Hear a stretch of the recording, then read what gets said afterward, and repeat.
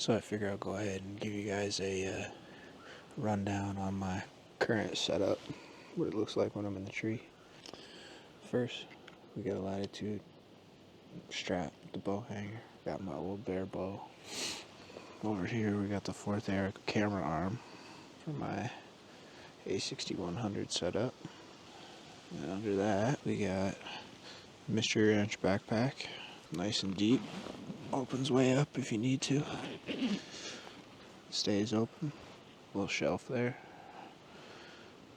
a couple pockets on the sides up here, big deep pocket in the center, one in the back for all the little stuff.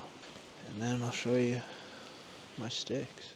Predator platform with 4 B sticks, and the bottom one has a 20-inch one-step aider. And last but not least, we got retractable tether on my rangefinder. Just let her hang there.